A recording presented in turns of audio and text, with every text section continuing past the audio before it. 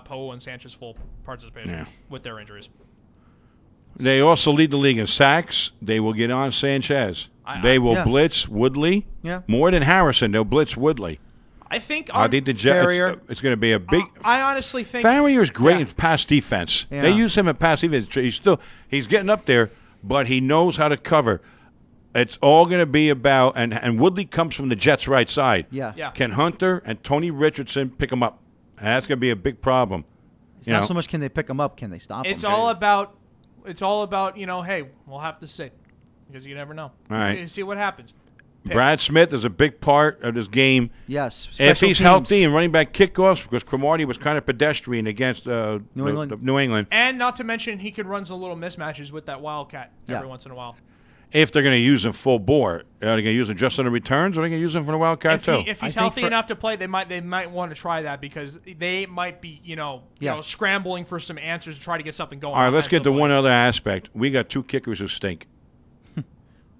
Sweezem and Folk. Sweezem more than Folk. In a stadium with the grass and the cold. Folk, actually, Folk was successful in the regular season game at Pittsburgh. Yeah, but he missed a 32-yarder last week. I don't trust him. I know that. 30-yarder, actually. Sweezem has always been inconsistent. But they're saying that could have been good. Folk, on the other hand. If they challenged. 30-yarder, kick it down the middle. Folk, on the other hand, has shown that he can be a kicker that if he can get hot, he will hit anything. That is not a tough. That is a tough stadium to kick with the wind and the cold and the natural grass. Not easy. No. Nope. Even Jeff Reed had his problems. That's why they cut him. So that was probably one of the stupidest cuts I've ever seen. Maybe. Why would you go and take out a guy that's been there forever? And Weatherford has got to do a 10 times better job than he did against New England. He's got to get those punts inside the 10-yard line. Oh, he knows that. He'll win the battle. He'll win that battle. Yeah. He will win the battle punting-wise. We'll see. But listen, we're almost out of time here, and this is the big question. It's going to be close. Mike, we'll start with you. Who wins? As much as I want to see the Jets win, I think the Jets are going to run into a buzzsaw in this game in Pittsburgh. That Pittsburgh defense is much better. Much better than the two defenses they faced already. I do remind you, we didn't give the Jets a chance last week, and look what happened. Yeah, but you're running into a team that's on top of the game defensively. Yep. Will stop the Jet running game. Will turn the Jets into a good chance. They'll turn the Jets to one-dimensional. I'm trying to make a case for Jets to win this game. I'd love to see the Jets win this game. I'll be there in the Canyon of Heroes. I'll be wearing my Jets shirt in deference to Danny. But I think Pittsburgh wins this game by 10 points. I'm looking at a 27-17 score in this game. Right. I really do because I think they have the big play receivers. I think the game's going to be low scoring. I honestly think. If the Jets keep it close, it's going to be low scoring.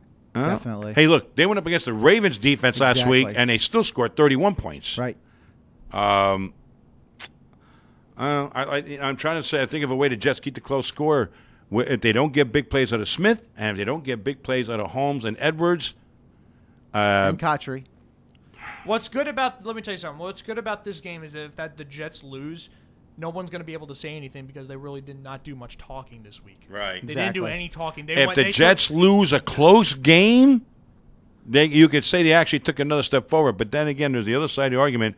How many times are you going to get this close and not get to the Super Bowl? Will you start to be the next team like the Steelers, like other teams like the Eagles who keep losing conference title games? You tell that to Andy Reid. You tell that to Donovan McNabb. It happens at least once. And let's go on that record real quick. Steelers are 7-7 in conference games. Yeah, and a lot of them are at home too. Hey, True. You know what? We'll see. We'll see. But this is a Steelers team that's won 2 of the last 5 Super Bowls. I think this is going to be a wacky game. I think defense is screwy's going to happen. Defense is going to be the key.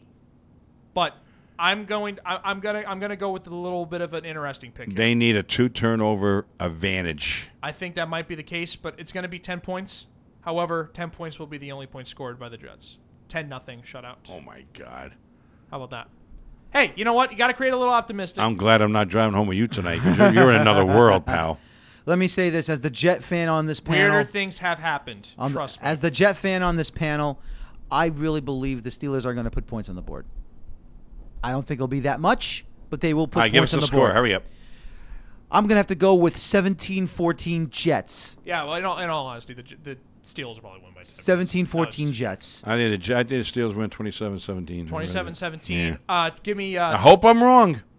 I hope we have our other show for anher week. 21... Well, actually, we'll take a break. 21-7. What's the matter? Schweezem and Folk are going to be kept back in the hotels? No, they'll just be missing field goals. All right. 21-7. Both teams will get in the red zone a lot. I think field goal kicking could be a big part of this game. Anyway, that's the end of our show. We're going to be back on Tuesday, same time, same channel, 11 o'clock. We're going to do we're going to review these two games. We're going to have 4 segments. We'll start our Super Bowl talk. We're going to have 2 weeks for that, and then we'll see what happens. For Mike, for Danny, for Sean, thanks for listening. We'll be back Tuesday. Have a great weekend. Enjoy our championship games. And hopefully, for Danny's sake, we'll be back talking about the JETS Jets one more time. Hopefully. Maybe Danny can get Fireman Ed and be a co-host on our show. That's right. See what happens. You never know. That would be amazing. Have a great weekend, everybody. Take care, everyone.